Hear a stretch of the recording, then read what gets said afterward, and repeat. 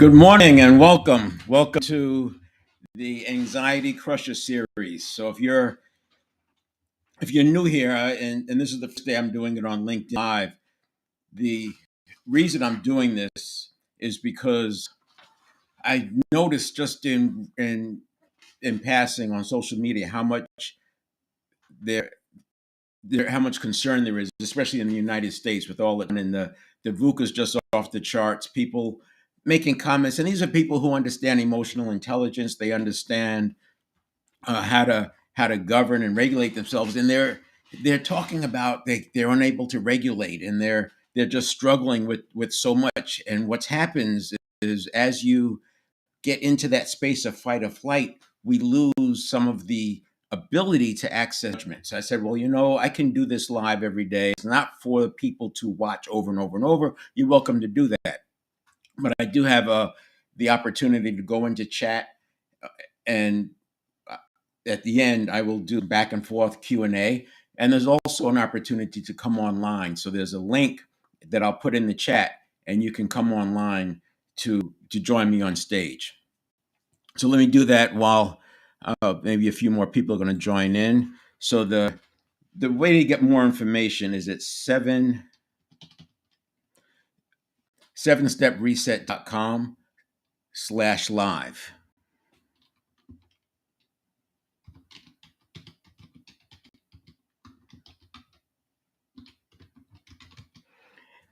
And that link is in the chat now. And then to come on stage, if you want to have a conversation instead of doing it in chat, this is consultant. It's sort of like a mini hosting where we can have a conversation about it, or if you can do the group chat piece. And that's in the chat. Now, depending on what platform you're on, it may be in comments as opposed to chat. But you can, if you go to 7stepreset.com/live, you'll actually see the real event, and you can interact there. Let's see, I'm having some trouble in the chat. Looks like connection issues. Hopefully this is still showing up. It says live, so I should be there. Right now, what I need to do is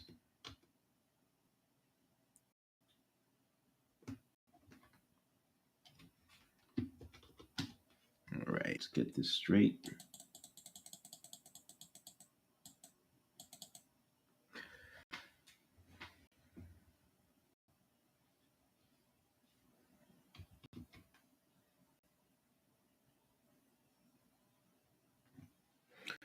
Okay, so Anxiety Crusher. The idea here is that I took my transformation reset and the 7-step reset for transformation and applied it to anxiety because it's very similar. And I'll get into that conversation in a moment. I go live every day on Facebook and YouTube. And the idea is providing information, help people get past that anxiety. And there's a couple of principles or a couple of data points that I use. One is that people will know things, but they don't do them. And so know and not do is not much better than not knowing. And especially when it comes to this habit change thing, a lot of people have given up. We do so much is by habit. And that has been going on for since probably early 30s. And that's why 95% of what we do is done by habit. And so when we talk about knowing and not doing, and you understand that 95% is by habit, you can see that adding more information or learning something new is not the path forward. Because what happens is we automatically generalize it into something that we know. It's very interesting when talking about this, and I can see when people's eyes glass over, right? And then I pay attention to what they're doing after their eyes glass over because that's helping me understand how to communicate it. What happens is there's a need for the system to get back to homeostasis or familiarity. And so what it does is that's just like this. Oh, this is just like that. And they group it. And once you do that, you really off your learning. So when you think about 95% of what we do is done by habit, there's that 5% that we have to first grow, but it's not so much making it flip, right? I don't want to do 95% of my life by consciousness. It's just not practical. One is the network of neurons is so fast, aka subconscious is so fast, 11 bits per second processing speed, and the conscious mind just can't keep up. It's way outgunned. But I do want my automaticity, the habit of the 95%. I want that aligned with my goals and my vision and my life design. And that's the objective here. Now, the other thing that happens when I'm talking with people is that there's this sounds like neuroscience. I work hard not to put any neuroscience terms in there, but people who've been working at learning this thing of habit formation, you have to go through the neuroscience lens.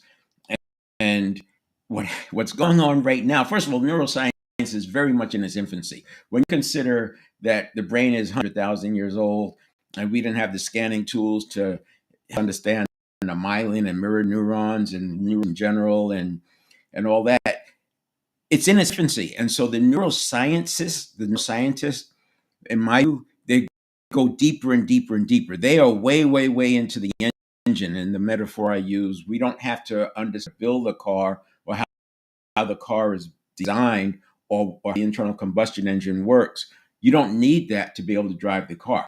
That's where I'm operating here. This is a coaching model, and I'm applying a self-coaching.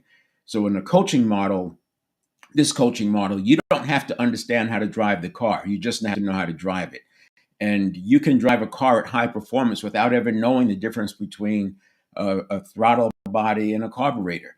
It's not necessary. And in the same way that it's not necessary to understand the difference between the limbic system and the amygdala and the prefrontal cortex, you don't need that to be able to apply the 7-step reset. So that's the backdrop of what I'm talking about here.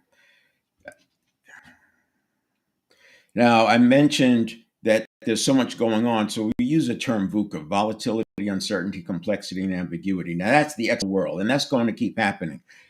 Moore's Law back in 1967 and then revised in 72 said that technology will double every 18 months. Well, if you think about a doubling that many times, when you're doubling something over 20 times, it's clearly on the straight part of the curve. And that's where we are. We are on the straight part of that exponential curve. And this is why even with artificial intelligence, ChatGPT came online, 23. We started hearing more and more about it. It's been around for a while. OpenAI has been around for a while. But it started becoming more mainstream, I want to say 23, early 24. And at that time, this was this big new thing. And so much money was being poured into artificial intelligence. Now, when you look at what's going on, we're like in multiple iterations. We're on ChatGPT 5 now, but other competitors are coming in with artificial intelligence that's cheaper to build and execute than it was for OpenAI. So that's that steep part of the curve, right? With the benefits of chips, and that's continuing, right? Chip design and manufacture. And then we've gone through the benefit of cloud computing and servers, et cetera, and the speed of processing.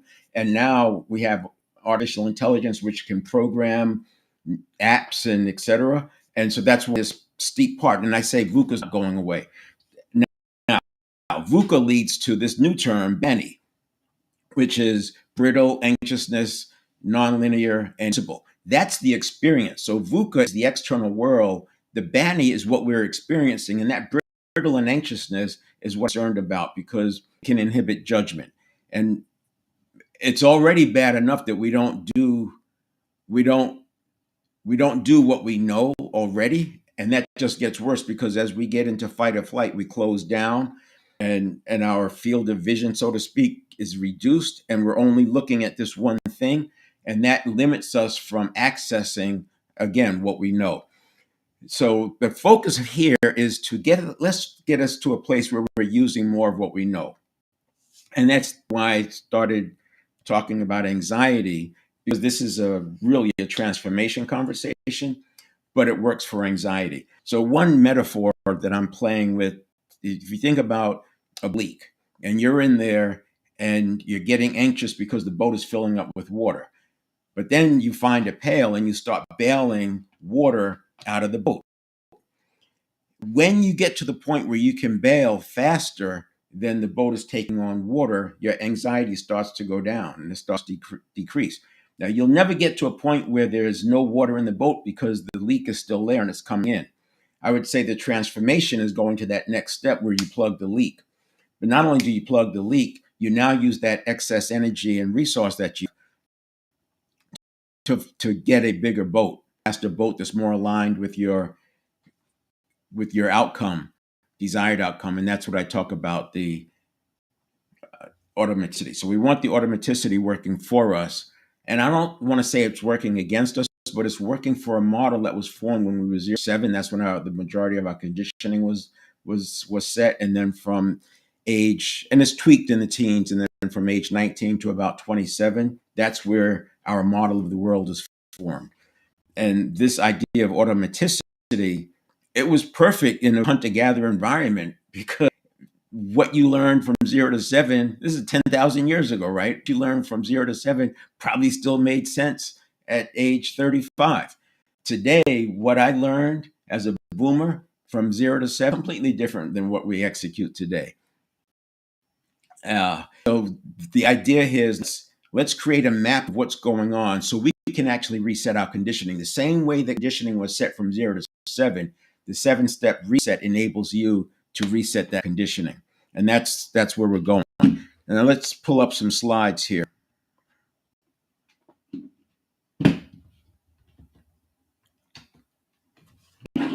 But before that, I'll go to the pad. And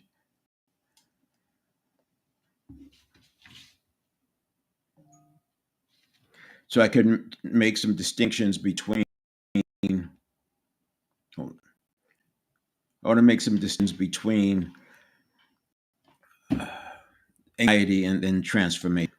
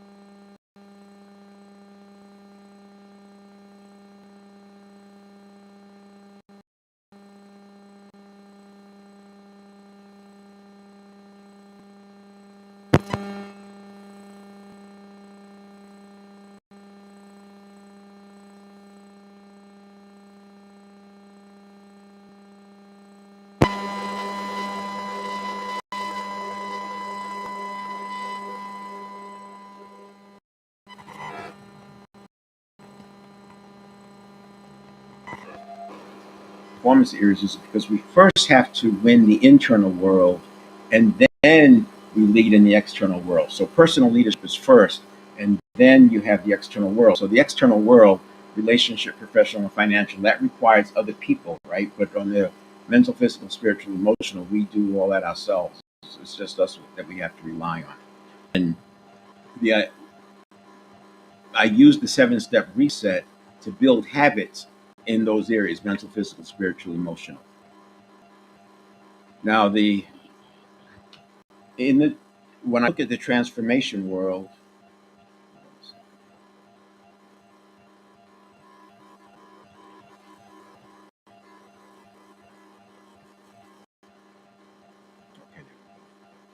if I look at the transformation world, right, we're going along, and some of you may have seen this before. You're going along, and we're just in this zone, right? The pattern that we have, and as we get more VUCA and the Banyan and all, we end up with a lack of coherence, right? And so you have this rigidity and chaos out here, and the coherence actually gets reduced. So you go from there something like this, where you have more rigidity and chaos and less coherence. And as we go through this pattern, that's what's happening. So in the first step of reducing anxiety, we're moving this back out again. So we're getting ourselves back into this comfort zone, if you will.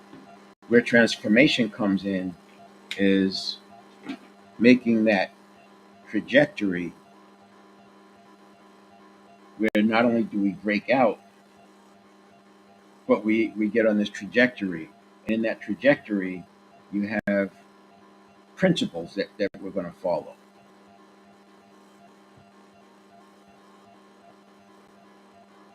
In Good to Great, Jim Collins talks about the flywheel concept. So out here, we have VUCA,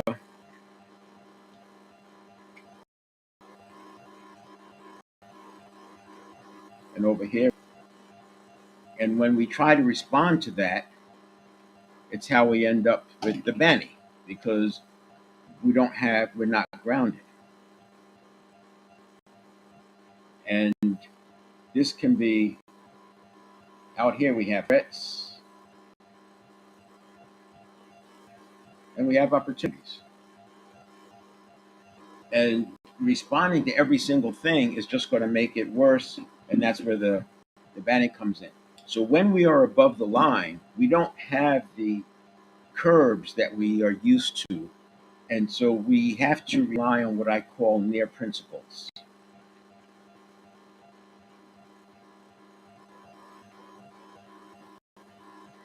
And with those near principles, I use research, deep, broad research. And Seven Habits of Highly Effective People is the go-to because of the amount of research that was done there, and because Stephen Covey was working with organizations as he was developing it. So it's solid. And my point is, it may not be quote unquote a true principle, but it's near principle when it comes to what we have. Unlike a sports team that faces an opponent that's trying to stop their every play every single week or maybe multiple times a week, in leadership and organizations, we don't have that opponent in our face trying to stop our every play. And so we have the luxury, unfortunately, of using what makes sense, what sounds good. The person with the loudest voice, that's the one that, or the person is most persuasive. And you end up with these crazy models. You got a family metaphor, a leadership metaphor of family with the patriarchy. You have another one of a political metaphor. You have another one that might be a friend metaphor. You have all these different leadership styles that go with these different metaphors because there's not an opponent that gives you immediate feedback. A football team in the US, every week they're facing an opponent at a world class, and you don't see trick pros. Trick plays in Pee Wee, trick plays in high school, fewer trick plays in college because the level is higher and higher, and trick plays don't have a high percentage because if you know it's coming, you can stop it. And so, what makes the cut at the end of the day are the high percentage plays, and that's what's, in my opinion, that's what's missing. That's why I have the program Dynamic Leadership, because we focus on the high percentage solutions. Back this, so if you look at Good to Great, he has the flywheel, the hedgehog concept. He has level 5 leadership, humility, but strong will. He has Stockdale paradox. Yes, it's hard, but I will prevail. And he calls that the Stockdale paradox. I know it's difficult, but I will prevail. That's very different than this is really hard and leaving it there. That's the growth mindset, even in the midst of chaos. And then in the book Great by Choice, he has the 20-mile march. And the one that really applies to this trajectory, if you don't remember anything else, is the simple, methodical, and consistent. Simple, methodical. If you stay consistent, methodical, consistent, and you focus on following principles, what you'll find that the world continues to conform around principles. Then he has another one, return on luck. And the short version on Good to Great is he spent a ton of research looking at companies, and because they were public companies, he's able to get a lot of the data. And he looked at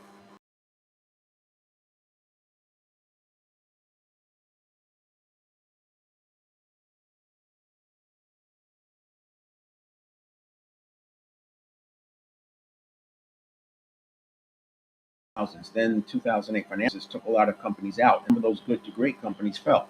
He did the research again around 2011, and that's the book Great by Choice. Great reads, by the way. And in Great by Choice, he looked at what was different between the companies that made the cut after 2008 versus the ones that fell to the wayside. And that return on luck ties into what I'm talking about here, because you have to have some level of agency and personal leadership to navigate through the world of VUCA, to navigate through all the things that are coming at you. And it turns out that those companies that made the cut from good to great.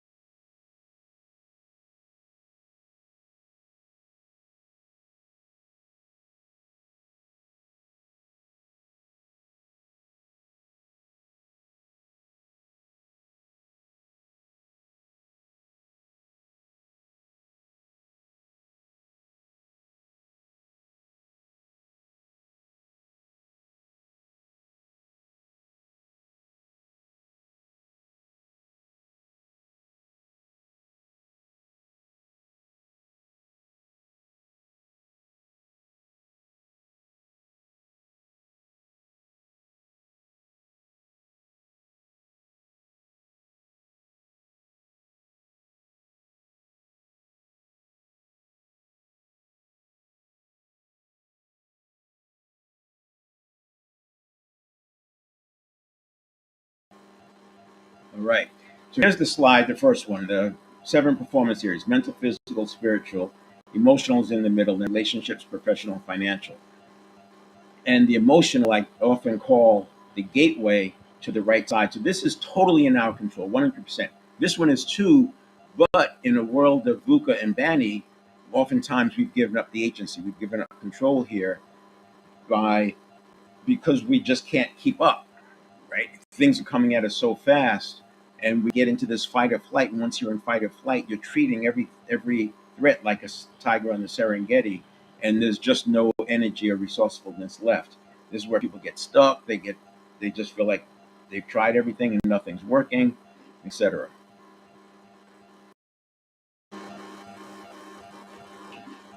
And if you fall into that, then the emotional people can push your buttons. This is how people get hijacked. If you ever watch YouTube videos of the quote unquote Karens getting triggered, you can see it happening, and they can't get back to rationality in that moment.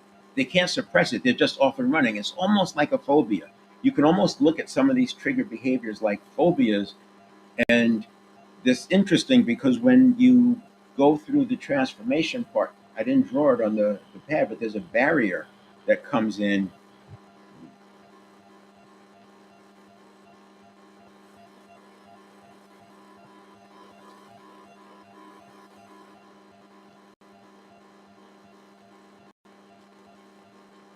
So there's a barrier that comes in right here, and that barrier knocks us back down into this pattern because we're dealing with beliefs and stories and fears and all these things that we've resisted or that we've run from in the past, and then they come back into play.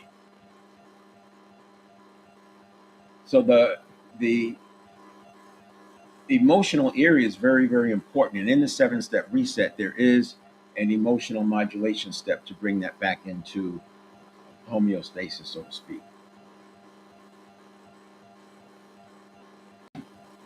And and that is this is what I was talking about, where we run laps around the mental, spiritual, emotional, mental, physical, spiritual, emotional. We run laps around that. But I use the 7 step reset to build a new habit patterns that automaticity is working for us instead of getting in the way. Now, when we build those habits, keep in mind that we're making about 33,000 decisions a day. And that's, think of that as stimulus response cycles. Every day there's 33,000 stimulus response cycles. And so we have a pre-stimulus, then the conditioned reaction. This is only a quarter of a second, this process in here, but the entire thing is like, let's call it a second or 2 seconds. And then the response, after the response, we go back to step 7, which is return to homeostasis. And then we go through this again. And so we're just doing this loop over and over and over 33,000 times a day. And if we don't get a handle on it, then we're just triggering ourselves for more anxiety, triggering ourselves for more anxiety, triggering ourselves for more anxiety. And this is how you can get that triggered behavior. So here's the 7-step reset, high level. You have the step 1 is who we are. That's our development, where we are in our personal development. You just take a screenshot of this. I don't want to go into detail because I do this every day. So there's all of the prior ones are available either on the platforms, Facebook and YouTube, and also 7reset.com/live. I've put the videos out there that cover each of these steps. So this is our development, the neuroplasticity, priming, mindset, physiology. This is our check-in. What's our state looking like? Because we want to get back to a calm state because that's where we have our power. We want to get back there before the next stimulus comes because the stimulus reaction cycle, as I said, is like a quarter of a second. So these quarters of a second is what makes our life. And that quarter of a second is the automaticity that we make the shift. We condition new patterns in here. We make the shift from what was to what we need for our life design. And then its response, we do a check-in here for the emotional modulation because if we're triggered or if we're leaning into fight or flight, modulate that emotion to get back to homeostasis before we take action. So this is only up to 90 seconds. It's 0 to 90 seconds. But here's the thing. If you're doing step 1 and step 2, and we condition the parts in here in step 3, conditioned reaction, we don't experience that triggering. We don't experience that anxiety by step 5. As a matter of fact, once you get good at this, you may never have to, you can go weeks without having to modulate your emotions because it's all handled up here. And then you have step 6, which is where you take the action. I had to do it, delay it, delegate it, or dump it. And then step 7, and that's why I'm doing this one today, because step 7 is like step 7 is the return to calm, right? It's back to that calm state where you have your agency and your energy. Now, that leads me to this. Let's go here.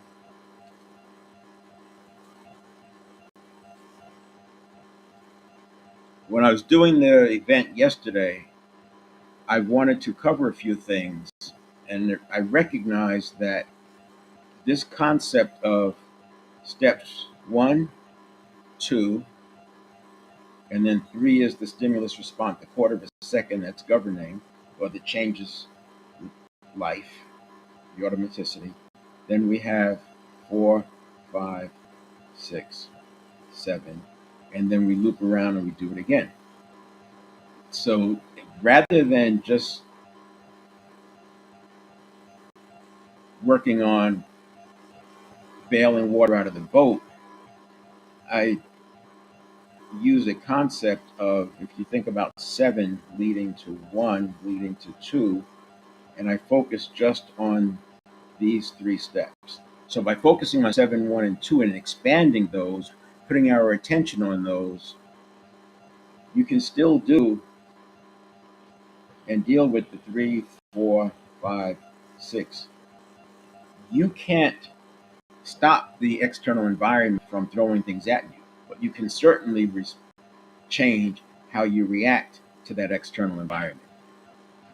So what I do is now take the 7 steps, 7, 1, and 2, and we're going to expand this. We're expanding it to reduce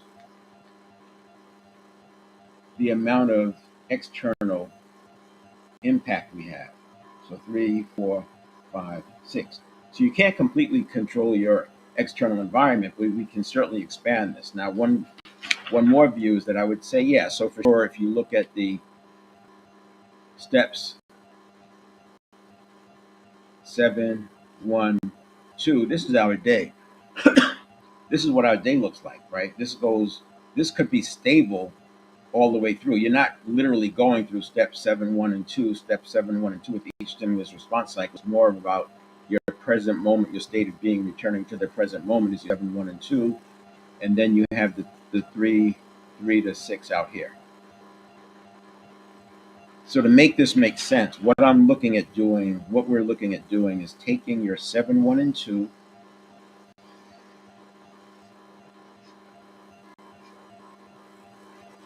and making that greater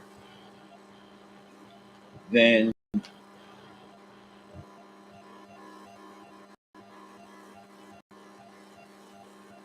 your 3, 4, 5, 6. Now, how do you do that? Well, if you have 33,000 stimulus response cycles a day, some of those are coming from internally, right? Some of those are internal stimuli, but many of them are external. I We see somewhere between 5,000 10,000 ads per day. We're exposed to that many headlines. And because the subconscious network, aka network of neurons, can process at 11 million bits per second, it's picking those up. This is why people feel like it's serendipity. They're thinking about something and they see an ad. Well, the ad may have already been there, but because they're thinking about it, it's filtered. So there's a process that the 11 million bits per second is filtered down to the conscious mind's 50 bits per second so that it can handle it. And in that 50 bits per second, the we by spending more time in our present moment and focusing on our purpose, some of those stimuli we just don't see. Some of the other ones you see, but you just ignore. And the more you do this, the more this happens. So before this, we may be running the opposite, right? We may be running with the 3, 4, 5, 6 being very large and our present moment being very small. And this is when we're just hanging on, hoping we can handle the next problem that comes, that constant fight or flight or near fight or flight. And I'm telling you that with the 7-step reset, this is within reach. Now, the 7-step reset, let's go back here.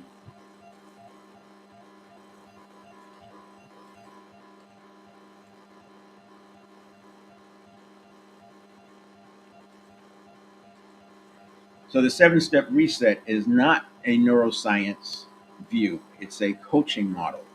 And the coaching model, I'm telling you, it's also good for self-coaching. It helps if you have somebody working through asking you questions, especially when it comes to beliefs, changing beliefs and all that. But it is a model. Now, one of the challenges I have in talking with people with this, now in my program, my 90-day transformation program, we work through it. Right? We get through it. It's very easy. You have a common language. It's very easy to talk about. In watching a video like this, there's a lot that's probably coming up for you. For example, you're starting to wonder, what about this? What about that? I talk about the subconscious versus it's the network of neurons. It's not the subconscious. And the thing is that, as I said, we don't use what we know because it's by habit. And one of those habits we have is to generalize new information into something that we know. Now, people will not have an issue with muscle memory. If if someone, most people have either most people know or have heard the term muscle memory. Many people have actually used it and applied it, used the term, and many actually applied. If you played any sports, you know what muscle memory looks like. And what I'll tell you is that it's not muscle memory, it's nervous system memory. That's an important point. The muscles don't have memory, the nervous system does. So then the neural pathways are firing. And the by by doing what's literally called deep practice, and that's how you develop muscle memory. The coaches know this because neurons that fire together wire together, but something else happens. When you apply deep practice, and there's 7 factors for deep practice: it's novelty, intention, precision, balance or complexity, progression, explosiveness or energy burst, and struggle at the edge of ability. When those seven factors are present, the central nervous system recognizes it. Oh, this is important, and it starts myelinating the neurons, and it sends in more neurotransmitters. So you have more synapses, and the more neurotransmitter you have, the stronger the signal can be. This is why the muscle memory happens. This is why people do the behaviors automatically. And then as you go further, it tunes the neurotransmitters. The myelin improves the firing and the precision, the speed and the strength of the neurons themselves, and that's how you get a strong neural pathway. This is why in a phobia response, you see somebody really just like it's like life and death. That is a highly myelinated neural pathway in my. Why is it so strong? Because most of those phobias, and not talking mental health here, but none of this is about mental health. But those phobias often are formed from ages 2 to 6 or so, and that's when the conditioning happens. The threshold for myelination is very low. The threshold for neurotransmitter building neural pathways is very low, and those get locked in.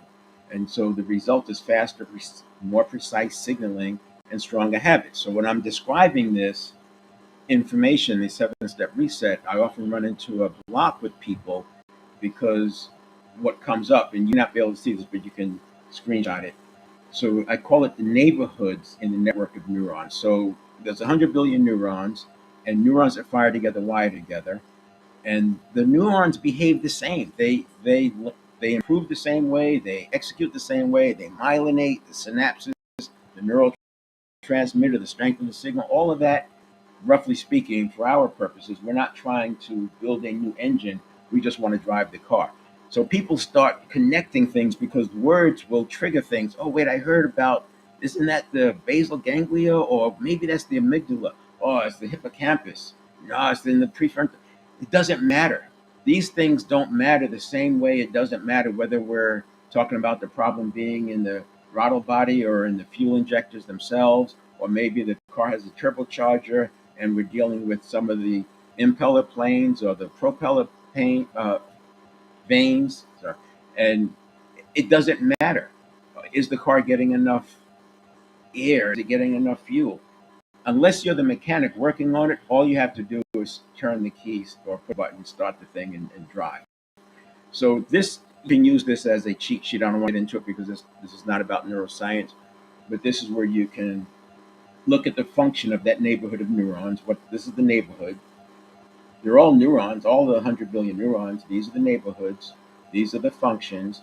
This is what it looks like in daily life.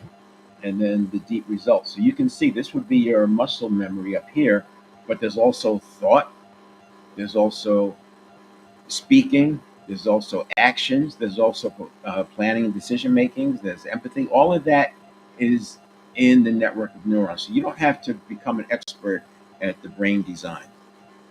And then I want to make a bridge to emotional intelligence because when you look at that part I was talking about with the, let's go back here real quick. When you look at this, what I was talking about here, and expanding step 7, it starts to feel like, sound like emotional intelligence. And I'm not about reinventing the wheel. That's not an interest of mine. What I want to do is make it possible so that people use more of what they already know. And there's a huge emotional intelligence community. If you're on LinkedIn, you can go to the Emotional Intelligence Network. They have great content. There's a good filtering system for what becomes content out there, and you can gain a lot of information about emotional intelligence. And as I'm saying, at this point, when I'm talking about the 7-step reset, times people start thinking about emotional intelligence. Well, there's a lot of terminology, and then emotional intelligence, you get into some of that neuroscience language, which I was just talking about. But again, I want to stay at the level of self-coaching and how to drive the car. So there's 2 systems that come in with emotional intelligence. You'll hear some of your people who are deeper into it will talk about social intelligence. I say, yeah, but it's what I'm talking about is social intelligence. So emotional intelligence is the internal, social intelligence, the external. So there's 2 axes. One is in, one is out. And back to my 7 performance areas. we have to first master the internal before we go after the external. That's the same thing that we're saying here: master the internal before engaging external. Regulation precedes relationship. So that's the emotional part being in the middle. As I said, the emotion is the gateway to the right side. So the left side is in our control. The right side, we need other people, right? Relationship, professional, and financial involved in that. But the emotional is the gateway to that, because if we get triggered, we could do everything right in the left side. But you get triggered, trust is like being built on the escalator going up, but you can lose it like jumping out the window coming down. So that's what I'm talking about. Regulation precedes relationship, relationship precedes professional, and professional precedes financial. Agency anchors empathy. So by having agency and comforting yourself, you're not being threatened by external, and you are able to be present. It's very difficult to have empathy when you're so stressed out. This is one of the reasons, if you notice anything that talks about what to do if you're depressed, they're almost always on that list is volunteering and helping other people, because it gets you out of your head. So the power of internal agency, stability and chaos starts with, once you get that 7 of 1 and 2, those steps. Once you get those steps built out and larger, you find stability in the chaos, because you're not responding. It's not that you've controlled the environment that it doesn't hit you. It's just that you have the agency to ignore them. Your purpose is big enough that you don't have to pay attention to all these things. The ads, the headlines that are designed to get your attention, get you to do things that you wouldn't ordinarily do. You don't even notice them, and when you know them, you recognize, oh, that's just a priming headline, and you can ignore it. So calm body equals a clear mind leads to decisive action. Back into the 7 steps. Emotional state, strategy, and execution is very difficult to execute if you are in fight or flight. If you've ever been interacting with somebody who's in that fight or flight mode, it's very difficult for them to think rational. And the worse, or the deeper they are into that fight or flight, faint or fawn, then the more difficult it is. So as a leader, we step back. Coaches that, you know what, I'm starting to get into that trigger territory, let me back off. We'll come back to that at a different angle. Once they get into that, the fight or flight creates the cortisol and norepinephrine, adrenaline, etc. And now we have a neurobiological event, which is, it can take hours. If you've been like triggered by somebody, you felt it. You can be hours with that. Those chemicals are still in your body. They're affecting your day. So as a coach, I don't want that to happen. I back off as soon as I notice it, and you learn to see those signs. That's kind of step 2, is checking on yourself, but also being aware of what's the beta brainwave state and what's the HRV that's going on. You don't know what those are. You can't see them, but there's signals, there's clues, and those clues show up way, way, way before fight or flight happens. So leadership is a leader's first duty. You have to keep yourself in homeostasis, in a calm state, so that you can see those things and have the sensory acuity that's needed. Mirror neurons and resonance. Mirror neurons were not really talked about until the 80s and 90s. I actually spoke to the neuroscientist who's friends with the person who discovered and built out the mirror neurons. But this is how we have empathy. So this idea of synchronicity, it's real, because our mirror neurons are communicating. Remember, it's all energy, right? Everything is atoms, and atoms are mostly energy. So our mirror neurons are actually communicating with other people's mirror neurons. And this is why you can get some of these dynamics where you feel a person has so much presence, or somebody walks in a room and you can feel the tension that happens in the room. It's real because of uh, the empathy. Going down a rabbit hole, you can see how there's studies that show that if in fitness, if they introduce a less fit person into a group, the whole group comes down. It's really interesting that how we regulate down to the lowest entity in the group. It's You can find that in the book, Willpower Instinct, or I'm sorry, yeah, Willpower. I think that's the name, Willpower Instinct by Kelly McGonigal. Energy is contagious the same way. So if a strong enough person comes in and they have a lot of coherence and congruence, they can bring the energy level up in that group. So this is all happening in part with the mirror neurons and the resonance. And then we have the return to the powerful present moment, which is the step 7. And that's why I did this second part too, because I wanted to bridge it into emotional intelligence. Because once I started talking about return to the powerful present moment, it's easy. It's, you can see where it sounds like emotional intelligence. So rather than compete with that, I send people, hey, you can always learn more about doing this with emotional intelligence. I'm not here to teach that, but by using step 7, returning to the present moment, getting back to mindfulness, intelligence is a good place to start.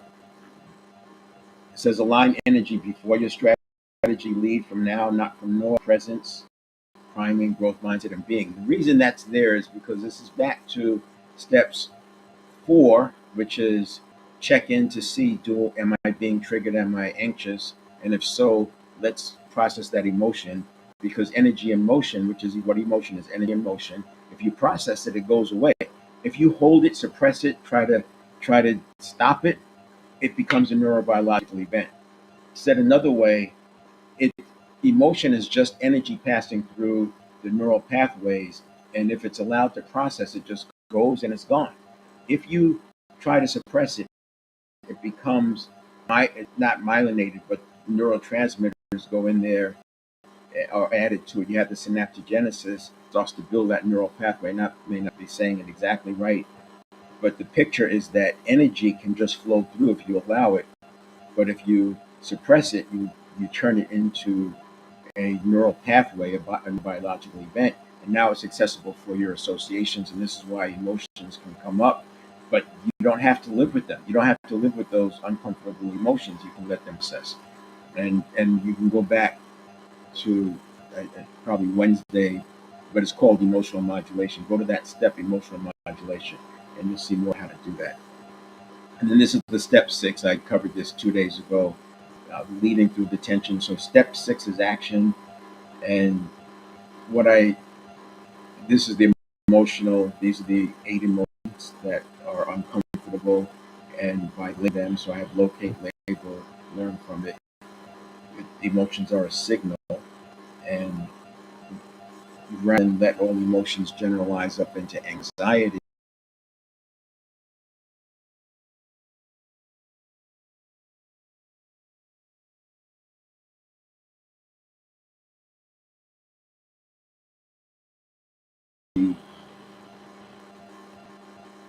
the source, Dr. Sandra Dalton Smith. So kudos. I got this from LinkedIn. There's plenty of infographics on LinkedIn. But this is 6 types of rest. And this is what this is the slide actually that triggered me to, or that prompted me, as a trigger, that prompted me to add this second one in. So physical rest, recharge your body, sleep, stretching, deep breathing, or stillness. This is all motherhood and apple pie. You're familiar with the social rest. Be with people who refill you. Spend time with those who.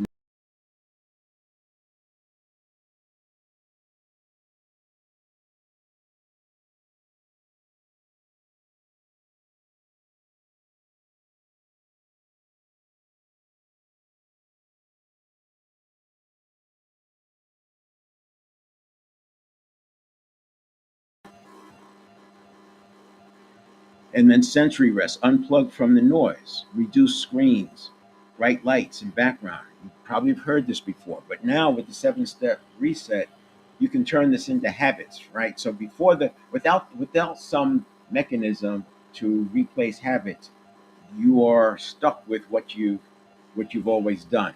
And this is a way that we can this is the way that we can regain agency and have the personal leadership. Mental rest, quiet your racing thoughts, take breaks, stop stop multitasking and give your mind space to breathe.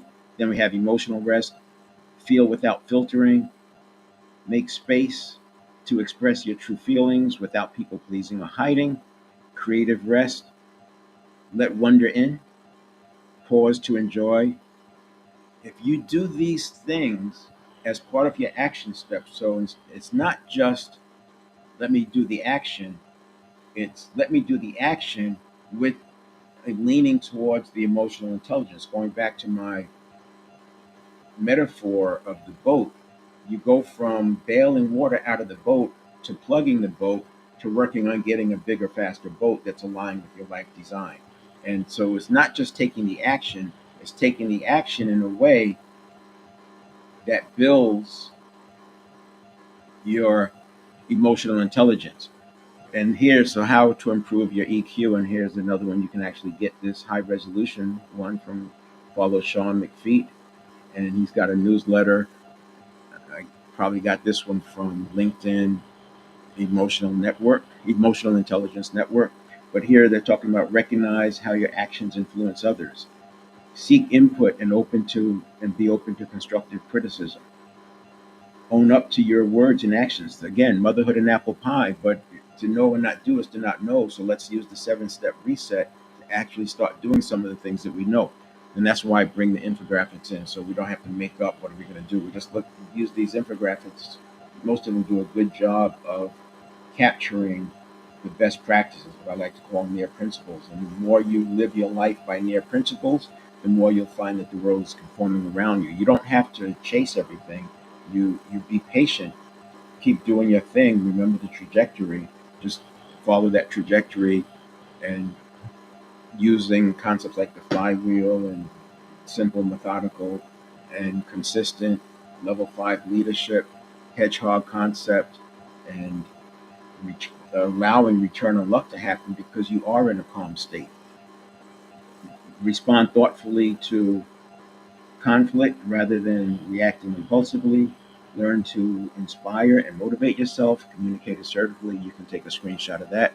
And these are the things that people say, people that are emotional intelligence say. And this last, I'll show this slide too. So this is emotional intelligence. What is it and how to improve yours? And you may have little trouble seeing that if you're on your phone, but you can look at it on the desktop or do a screenshot. And then it just gives you some ideas for emotional intelligence. Again, this is not about emotional intelligence from my perspective. It's a self coaching model. And that self coaching model,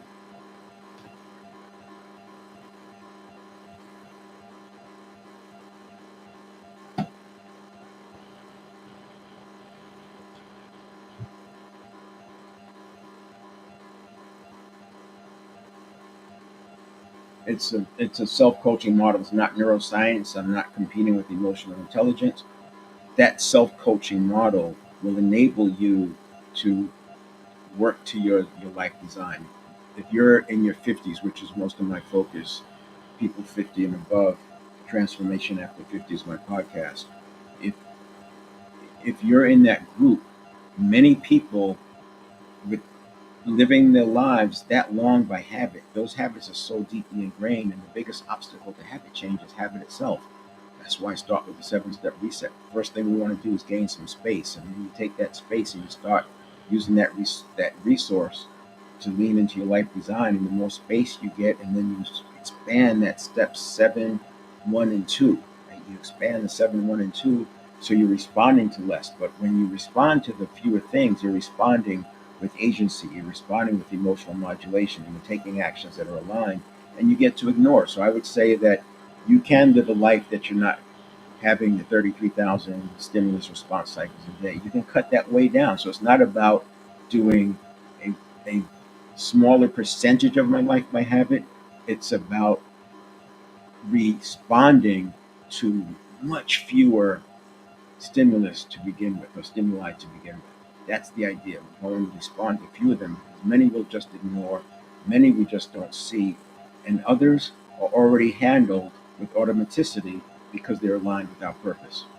That's it. So to next week, I'll go back to the drill down a little bit deeper in step 1. I'll talk a little bit about how we can neutralize beliefs, because that's a difficult one. People don't know how to handle limiting beliefs. They've been living with them for so long. And it's actually a fairly simple process once you understand the dynamics of it. But beliefs are a powerful one because in fact, that whole first step, beliefs, neuroplasticity, priming, mindset, physiology, it can be a loop, and I can enter anywhere in that loop and impact the entire step. Priming, bam, I can put somebody into a fixed growth mindset. Get their physiology weak, bam, they're priming their neuroplasticity. They lose command of their habits, and the beliefs may get triggered to other imposter syndrome type beliefs. So that's an important step. So I'll stay there on step 1 for a bit. And then step 1 and step 2 sort of go together, because step 2 is about dashboard and checking in where I am, and then using step one principles to get back to even keel. All right, we'll see you again. I'll be live on Facebook and YouTube. Go to 7stepreset.com/live, and on that website, that landing page, you'll be able to get more information, see some of the old videos, as well as join me on stage next time. All right, see ya.